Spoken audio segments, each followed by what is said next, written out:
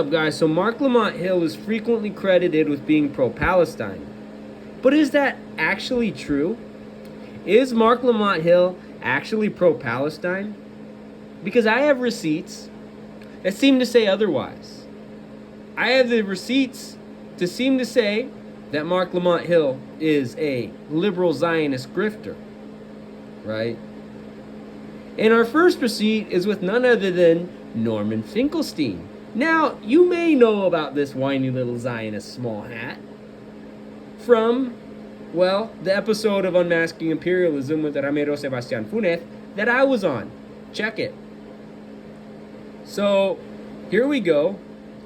Ramiro's going to explain about Norman Finkelstein, as he would say his own name, right? That's how Norman Finkelstein talks. He sounds like he's a caricature of a liberal Zionist from New York, quite frankly. But we're going to go into what we're going to play a clip of what Finkelstein says. We're going to go into it, and we're going to address what he had to say. Check it out. It's from what's her name, Katie Halper's channel. It's an interview with Norman Finkelstein. It's called "Should Israel Exist?" So I'm going to play this, and then we'll talk a little bit about that. Say there exists a fundamental international law prohibiting aggression, and Russia broke it. You can say there's a fundamental international law guaranteeing the people indigenous to an area the right of self-determination, and the Zionists broke it, okay?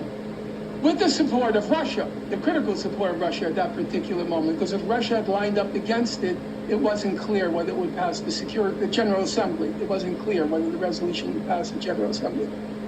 But in both cases, I can see, so when your listeners start attacking me, I could see circumstances in which a historical experience can trump a legal right. I can see that, where a historical experience, be it of the Jews during World War II or the Russian people during World War II, where that historic experience can trump even a fundamental tenet or a tenet of international law. I can see that. So you can tell me it was illegal, you can tell me it was an act of aggression, and I still say, on the basis of that historical experience, they had the right. So you think Israel had the right to create a nation in 48? Israel at that point is, I think it's very hard to separate out the creation of the state from the ideology that underpinned that objective. And the ideology that underpinned it, I think, cannot be justified. As Benny Morris, who was Israel's leading historian for a long time, as he wrote in his book, the vastly expanded book on the Palestinian refugees, it's this huge volume, he says, the idea of transfer, expulsion, the idea of transfer was inbuilt and inevitable in Zionism. That's what he writes. It's inbuilt and inevitable in Zionism. So the question then becomes whether with a different ideology, not the ideology of Zionism, but with a different ideology, might it have been possible to create that Jewish refuge, but still create a place for the Jews there. You guys hear the word magic, like, so much. I'm Norman Finkelstein.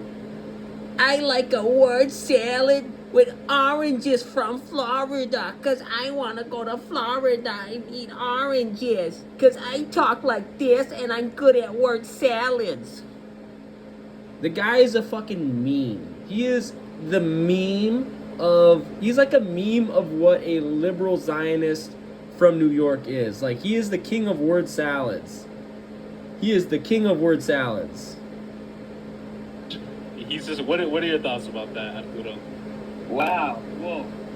He's waffling, mumbling, saying this, saying that. Oh, but this, but that, this third, and the other thing. It's like, dude, he's less coherent than AOC. He is less coherent than Harry Kane in a post-game press conference. He is less coherent than the Young Thug song. Like, come on, bro. Like, he's a mumble rapper. Exactly, he's a mumble rapper.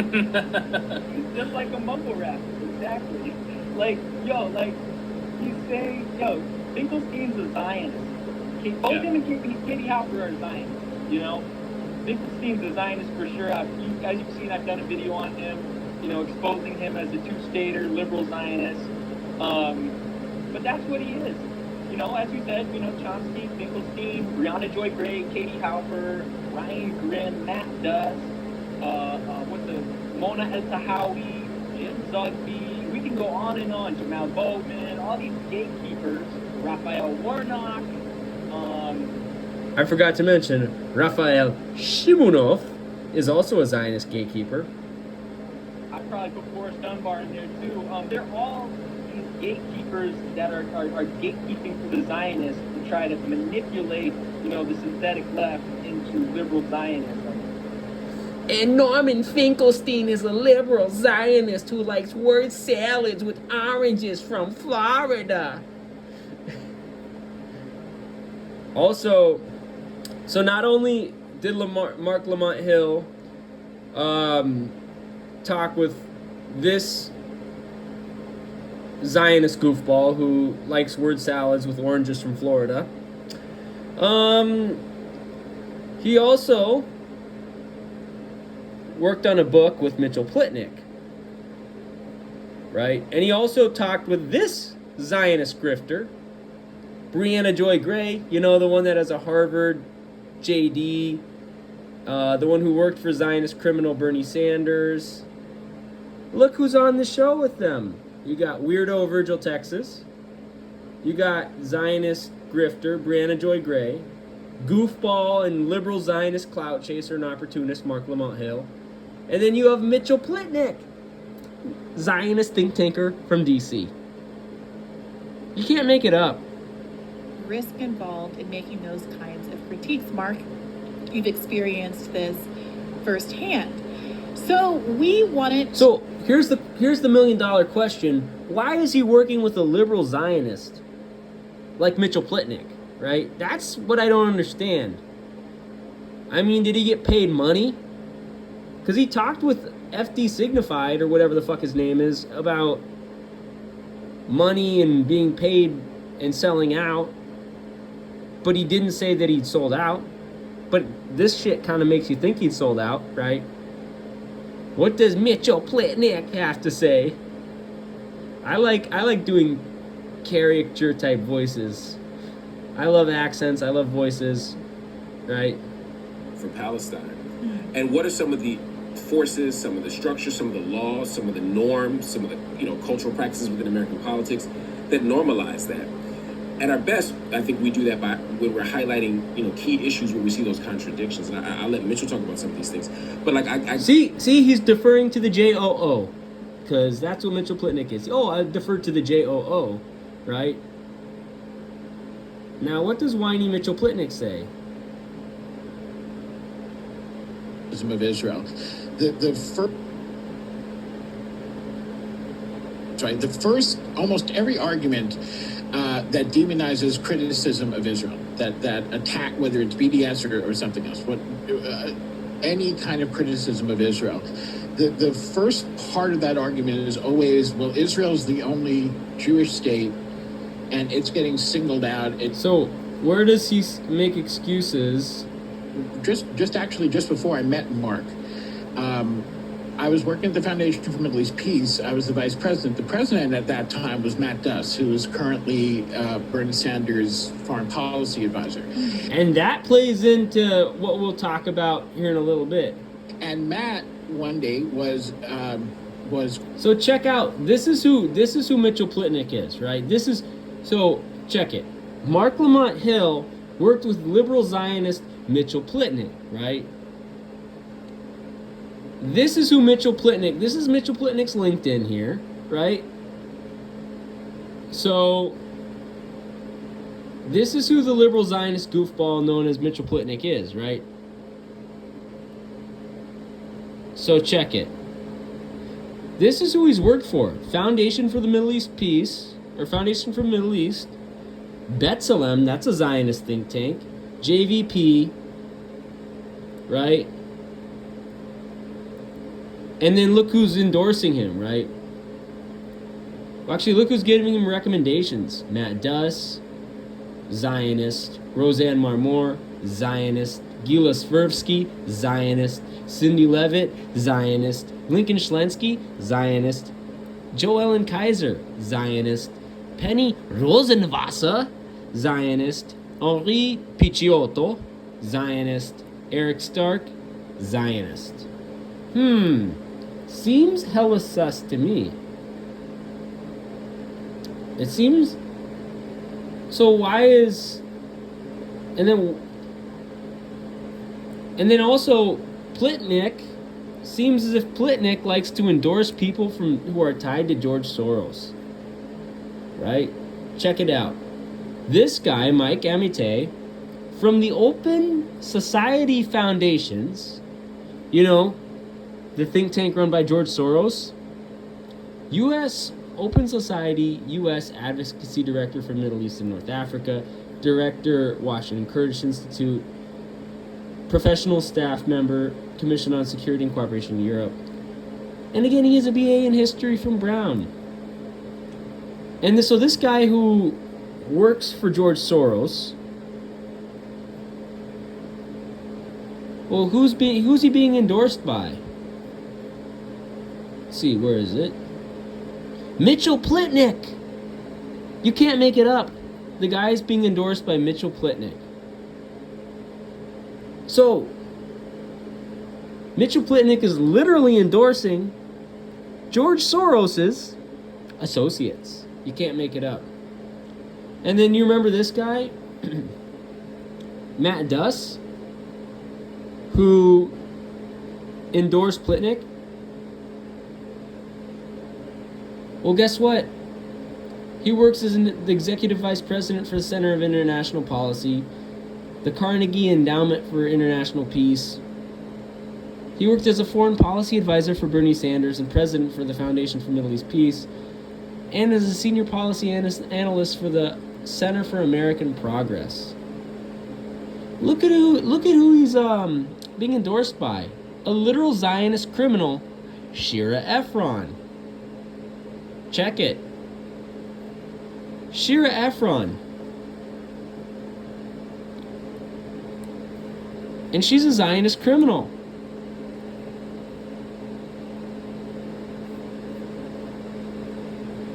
She is a Zionist criminal. So, he's being endorsed by a Zionist criminal who's a professor at Reichman University, the director of research at the Zionist Policy Forum, special advisor on climate change to the Zionist Ministry of Defense, professor, Party Rand Graduate School, senior visiting fellow, Institute for National Security Studies. Right? She worked at the Rand Corporation as a policy researcher and a special advisor on the Zionist entity and a policy and analyst. She worked as a policy director and Zionist representative for the Institute for Inclusive Security, the editor for the Middle East Bulletin, Middle East Progress, at the Center for American Progress in D.C. Right? She was a publications intern at the Middle East Institute. She was international relations advisor at the Peres Center for Peace, so a literal think tank named after a Zionist war criminal, Shimon Peres, who happens to be buddies with Lionel Messi, right? She worked as an analyst for Axiom Investment Advisors. She worked at Haaretz, and she worked as a reporter and editor for the Bamashane IOF magazine. So, a literal Zionist war criminal endorsed Matt Duss, who in turn endorsed Mitchell Plitnick, who was a Zionist operative himself and worked for Jewish Voice for Peace, right? As the director of education and policy co-director, and the director of B'Tselem, and as a vice president for Foundation for Middle East. So, let's see, where were we? Oh, here we are. Called to testify at a House subcommittee hearing about BDS. And before Matt could even get through his testimony, a Republican... Let's see. Basically... Is that Stephen Russell? Yes, that was Steve Russell, right? And he basically... Right? And it becomes also a very powerful weapon. I think... So he's claiming to be pro-Palestine, but he's actually a liberal Zionist gatekeeper, as we've seen his record and who he's connected to. I think if you want to argue against BDS, they were not exactly the same ones that you hear now about Israel, but we look back now and we ask, how could you possibly argue against that, even conservative? Well, let's see. Where is it where he defends Zionist squatters? Attacks the movement and the people behind it is because that is just a much more effective argument, because if you try and actually attack the reasons for BDS, and that's actually not true. What this movement is about. So where is he? Palestinian rights have to be achieved through some major changes to Palestinians need to be anti-Islam, and I reject that. I do not think that the rights of Palestinians can only happen at the expense of the rights of Israeli people. But certainly, yes, Palestinian rights have to be achieved through some major changes to the way Israel does business. So, you see, he's a liberal Zionist. Let's play that again. By definition, anti-Israel. That the rights of Palestinians can only happen at the expense of supporting it. But it's about Palestinian rights. It's not about... framing the argument as being anti-Israel. It's not anti-Israel unless you believe that the basic civil and human rights of Palestinians is by definition anti-Israel. And I reject that.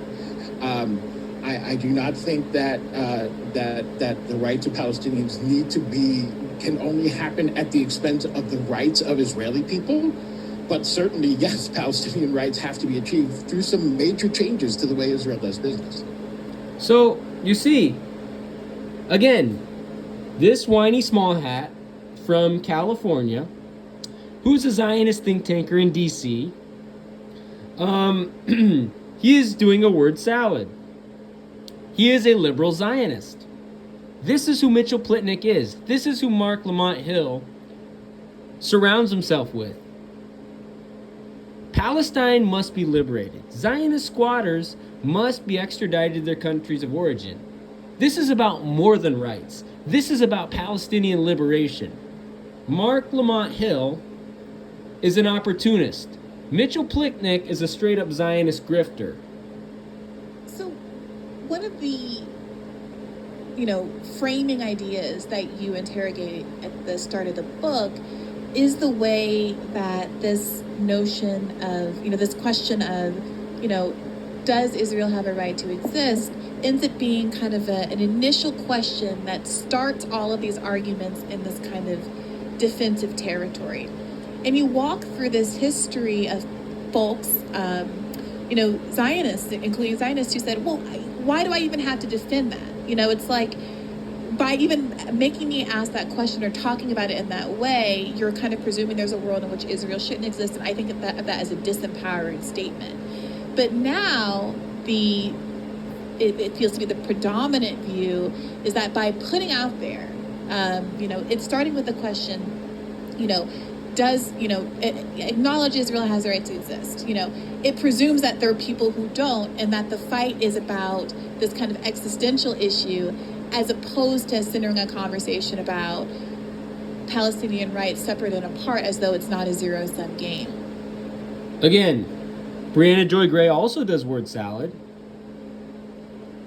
It's like, Palestine must be liberated from river to sea. Zionist squatters must be extradited to their countries of origin, right?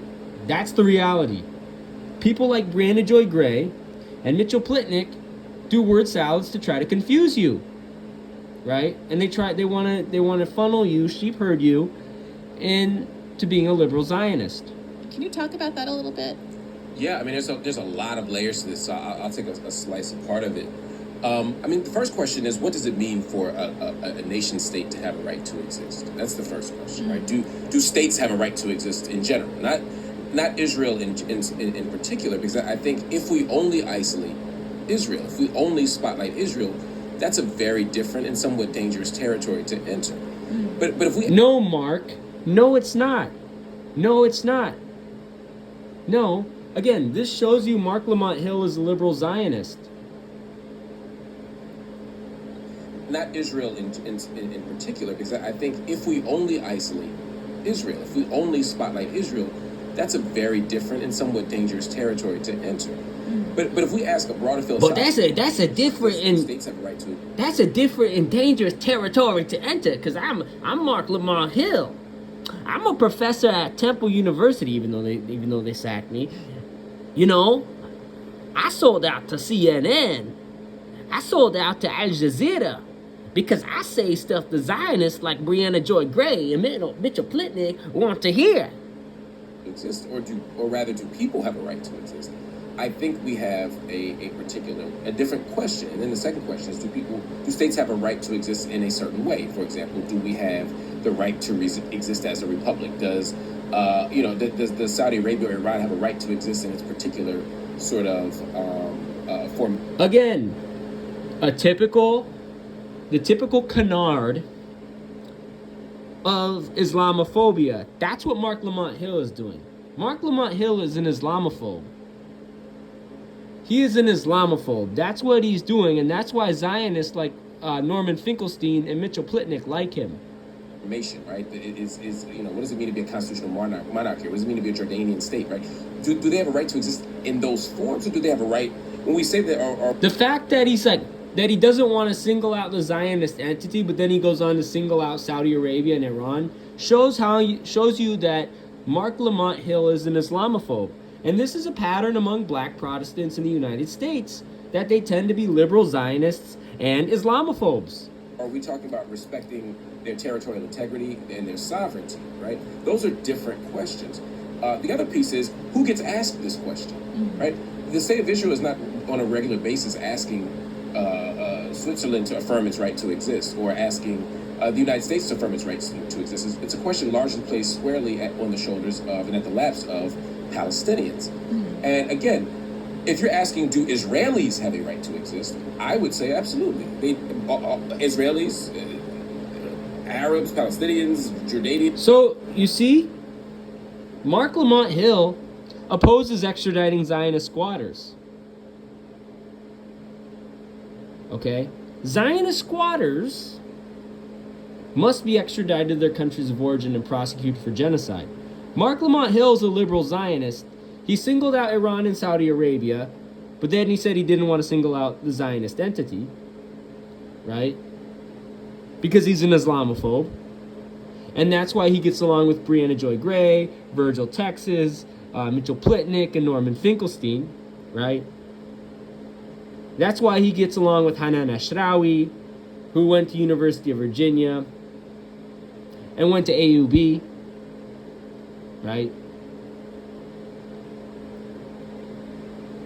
That's why he gets along with them. He doesn't get along with them because he's left-wing. No, Marc Lamont Hill is a liberal Zionist. And he's always been a liberal Zionist. And now we're exposing him. Libyans, Liberians, South Africans, Mexicans. Now he's just naming nationalities just to try to cover up the fact that he's a liberal Zionist. We all have a right to exist in peace, dignity, safety, freedom, and self-determination. Again, Marc Lamont Hill, liberal Zionist. That's why he gets along with Mitchell Plitnick. That's why he gets along with Brianna Joy Gray. That's why he gets along with Virgil Texas. That's why he gets along with Norman Finkelstein. That's why he used to work for CNN. That's why he used to work for Al Jazeera. That's why he used to be a professor at Temple University. Notice the pattern? and our Jewish brothers and sisters are no exception to that question. But the question becomes really when people So, again, making excuses for Zionist squatters. say a right to exist, what are they talking about? They're talking about the right to exist as a Jewish state. And the question becomes, another question then becomes, well, do you have a right to exist in that form? And what's at stake when you do? For some, it's a question of Jewish self-determination. And I think Jewish people, like all people, have a right to self-determination. Well, that phrase Again, word salad, flip-flopping. That's who Marc Lamont Hill really is. is lobbied around a lot. What is meant by that? Well, that's just it. That is the right question. That is the perfect question. And in many ways, that's why we say in the book, this then becomes a referendum, or at least an analysis, or demands an analysis of Zionism. Because as a political project, as an ideological project. Notice how he's stuttering? It's almost as if he's been, that even as someone as dumb as Brianna Joy Gray, that's as much of a Zionist cuck as Brianna Joy Gray, can see through his bullshit. Sometimes it's a religious project, but the question is, when people say we have a right to exist, or a right to self-determination, and in this particular iteration of Zionism, right, political Zionism, which has been the dominant... All forms of Zionism are genocidal. It don't matter if it's political Zionism, if it's religious Zionism, or cultural Zionism. All of them are genocidal. Again, Marc Lamont Hill is a Protestant. Marc Lamont Hill is an Islamophobe. Marc Lamont Hill is a liberal Zionist. Iteration of Zionism. There are all sorts of Zionists. Peter Beinart, the cultural Zionists. There are liberal Zionists out there. And all forms of Zionism are evil. Marc Lamont Hill is a liberal Zionist. That's why he's doing a word salad. But the dominant iteration of Zionism has been the settler colonial project of political Zionism that has emerged. All forms of Zionism are implicitly tied, or actually explicitly tied, to settler colonialism and genocide. You dumbass. Marc Lamont Hill is such an idiot. He is such an idiot. He's a low IQ idiot. So is Mitchell Plitnick, by the way. And he thought he could cover up his ties to the Zionist lobby. Bruh, I'm good at finding that. I'm good at finding your ties to the Zionist lobby, you little liberal Zionist gatekeeper. Little? No, you big, because you eat hella bagels all day. That emerges and really begins at the end of the 19th century with the first Aliyah and continues throughout the 21st century. All forms of Zionism are genocidal towards Palestinians. It don't matter if it's political, cultural, religious. It don't matter. All forms of Zionism are genocidal. You dumbass. And I'm saying this as someone who's part Palestinian. And that project, that issue of self-determination has often been conflated not just with creating a Jewish nation, right, a kind of form of Jewish nationalism, but it's also been connected to the belief in forming a state, and a state where there's already an indigenous population there. Again, Marc Lamont Hill's a liberal Zionist. We shouldn't trust him. But I want to go to see where Plitnick made excuses for Zionist squatters. McCarthy hearings. So this scares people, right? And it becomes also a very powerful weapon to get to a point where, very quickly in these arguments, it immediately becomes about you want to destroy Israel, you want to kill. They're not destroy Israel. You want to kill all the Jews in Israel. You want to do, all of these horrible things that bring up terrible images to people's heads. And that's actually... Well, Zionist squatters must be extradited. I mean, and if they don't want to leave, we'll make them leave. Easy. Not true. What this movement is about, and certainly there's a lot of angry rhetoric, and it's not limited to the pro-Israel side at all. But the BDS movement, again, oppose it or support it, but it's about Palestinian rights. It's not. And the right that BDS is about, that Mitchell Plitnick doesn't want to tell you, is liberation. Liberation. But again, Plitnick is a liberal Zionist. That's what he is. about framing the argument as being anti-Israel. It's not. It is, because the Zionist entity is inherently Zionist, you dumbass. You dumbass. Again, Mitchell Plitnick's a liberal Zionist gatekeeper. Marc Lamont Hill is also a liberal Zionist, right? And they're being exposed. Who is currently Bernie Sanders' foreign policy advisor. You know, Matt Duss, right? We're going to talk about Matt Duss, right? Matt Duss, right? This is Plitnick's LinkedIn here. Gave him a review on LinkedIn. Again, Mitchell Plitnick gave an endorsement to Mike Amitai, who works for George Soros, right? Matt Duss got an endorsement from Zionist criminal Shira Efron.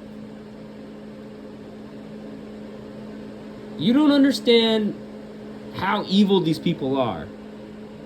You don't.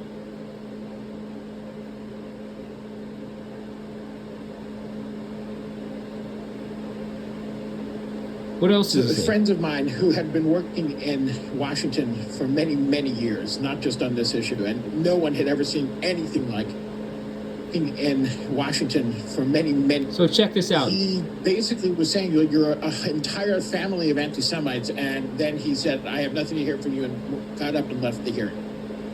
80s and the Reagan years. Because that is just a much more effective argument, because there's a lot of angry rhetoric, and it's not limited to the pro-Israel side. In this kind of... Well, Palestinians have a right to be angry. But Mitchell Plitnick doesn't want you to know that. And also notice how he calls those think tankers in D.C. his friends. And of the rights of Israeli people. But certainly, yes,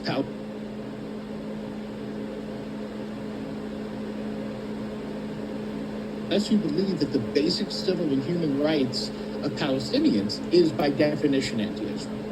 And I reject that. I do not think that the rights of Palestinians can only happen at the expense of the rights of Israeli people. But certainly, yes, Palestinian rights have to be achieved through some major changes to the way Israel does business. So see, he's a liberal Zionist. This is what Mitchell Plitnick is. Palestine will only be liberated when the Zionist entity is destroyed. Mitchell Plitnick is a liberal Zionist, right? There's a reason why he used to work for JVP. There's a reason why he used to work for JVP. There's a reason why he worked for B'Tselem. He's a liberal Zionist. He is a gatekeeper. That's what he is. So one of the, framing ideas that you interrogate at the start of the book is the way that this... I was working at the Foundation for Middle East Peace. I was the vice president. The president at that time was Matt Duss, who was... See? And if we want to look at Marc Lamont Hill's YouTube channel, not only does he have Finkelstein on, let's see what Finkelstein has to say. I saw war, I saw moving, I saw shooting. The colonizers of Palestine were completely on the left. They were right. A large portion of them were totally pro-Soviet, pro-Stalin. I mean, in ways which are kind of insane. They were pro-Soviet, pro-Stalin. They saw themselves as part of the international left. In the first. So here you go. Finkelstein, right off the bat, makes excuses for the Zionist entity. Prime Minister of Israel, he imagined himself to being a Jewish Lenin. Yeah. That was their worldview. So it was, Palestine was, at that point, it was a leftist cause. As you know, the Soviet Union immediately recognized the state of Israel on its creation. So it's not surprising that Du Bois, because he was in that camp, and you have to remember, there are so many historical facts that have to remember. The left was very sympathetic to the Jews because of the fight against fascism and the Nazi extermination. Right. Again, Finkelstein is a liberal Zionist. And the Black nationalist movement was also pathetic for its own sort of reasons. Marcus Garvey, Du Bois, etc. I thought it was interesting, though.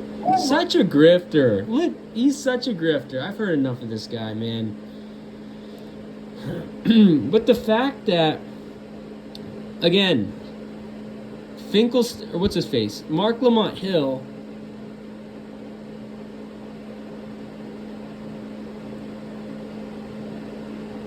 Marc Lamont Hill is a liberal Zionist. Right? That's what he is at the end of the day.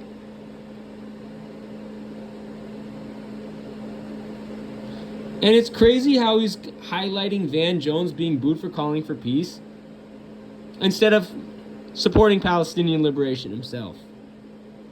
Again, Marc Lamont Hill is a gatekeeper. That's what he is.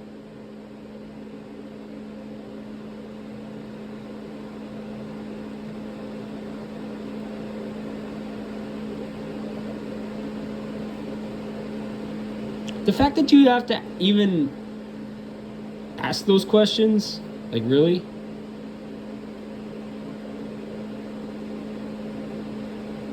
So what does he say about... When people talk about Palestinians, one of the things that comes up is, where is their Martin Luther King? Where is their peaceful person who will come and deliver them from violence and prepare them for, the modern world? That's the wrong question. That's the wrong framing. And frankly, that's the wrong interpretation of Dr. Martin Luther King. We like to think about Martin Luther King as the patron saint of nonviolence. We like to talk about Martin Luther King was a Zionist clown, but that's not what circus clown and opportunist grifter Marc Lamont Hill will tell you.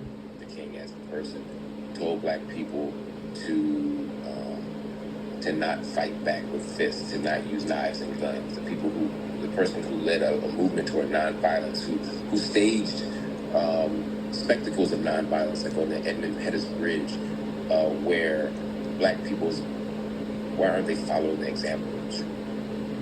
Major uprising in 1987 in reasonable. Hey, Ben Stiller here. Right now, millions no, of you refugees dumbass. and I don't displaced want. families are facing danger. Go screw yourself, Ben Stiller.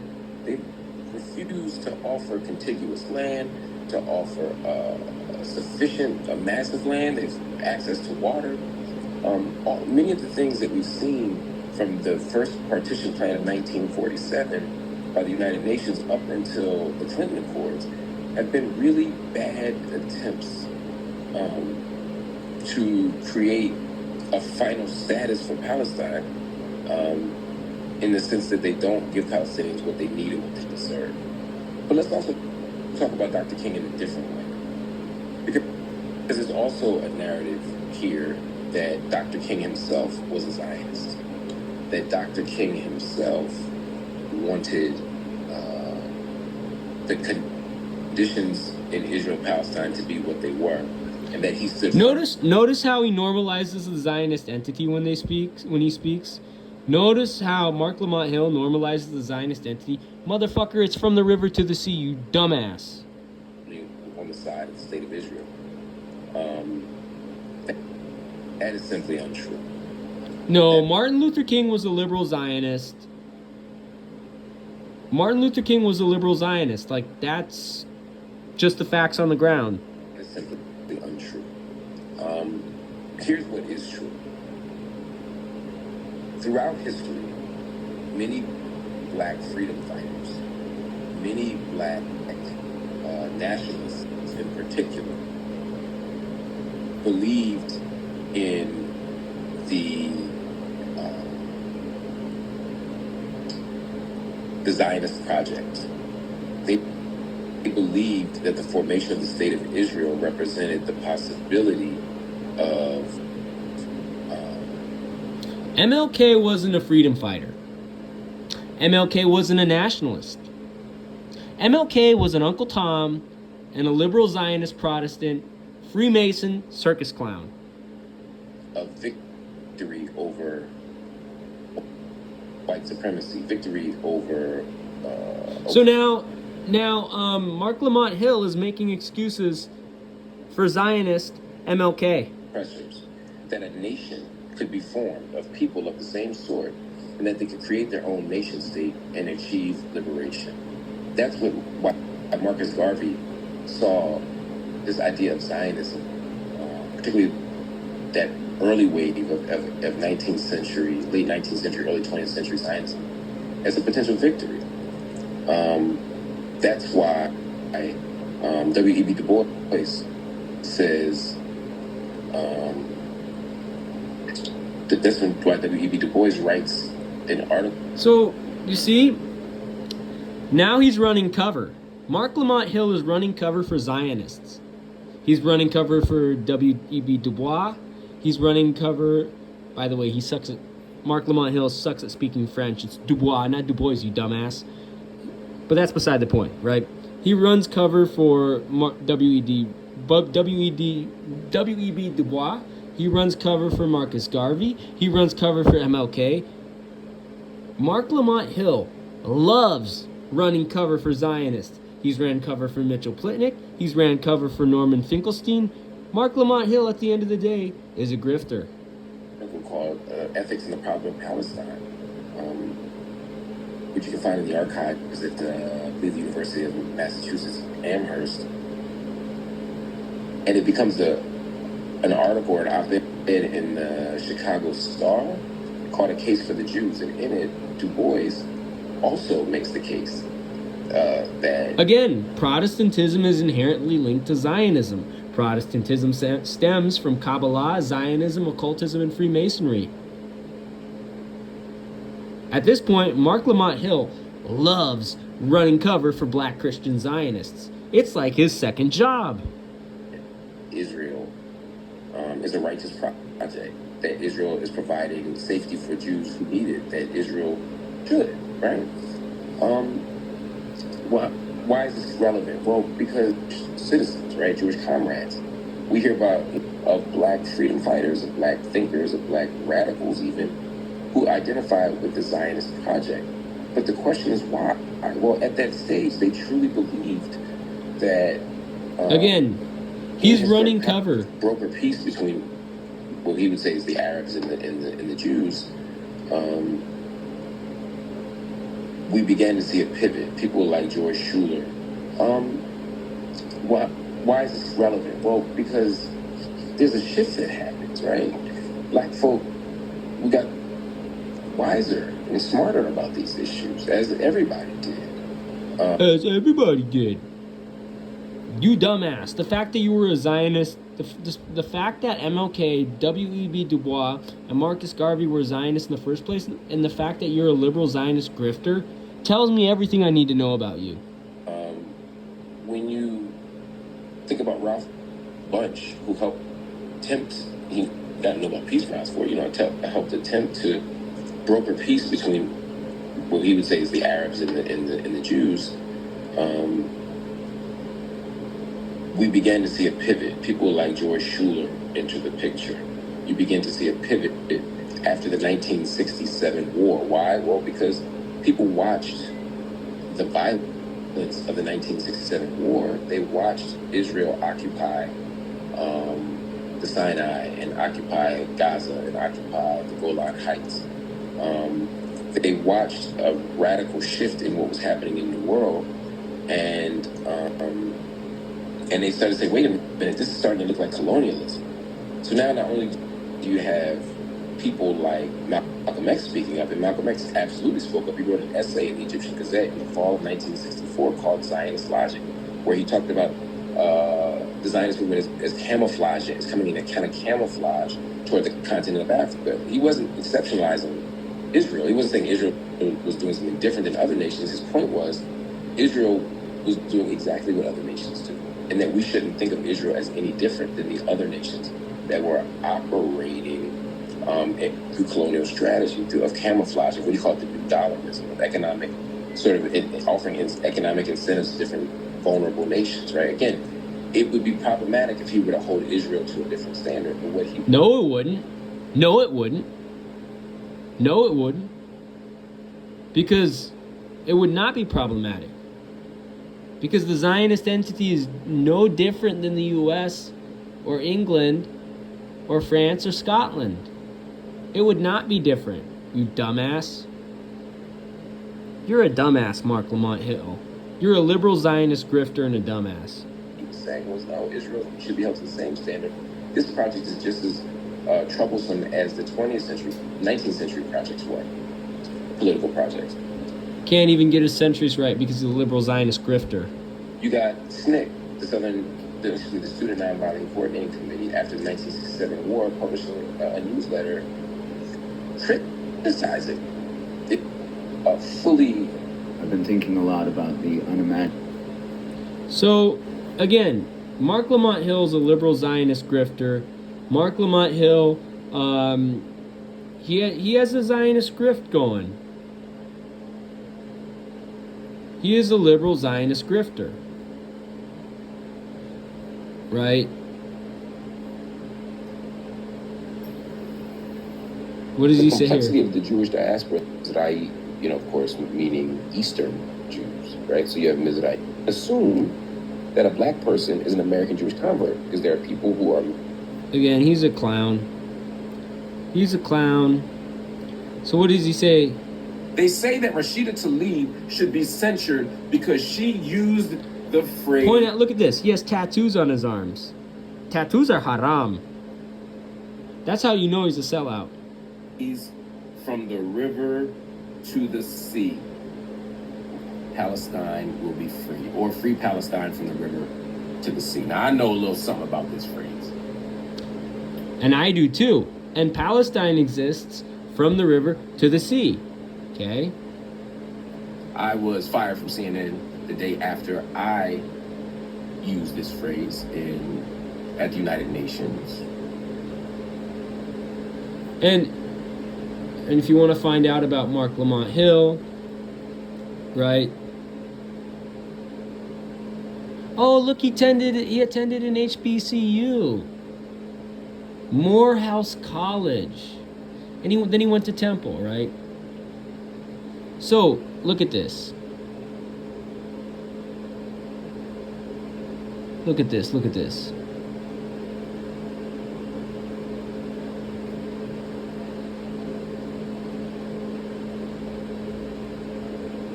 Again, he's a liberal Zionist.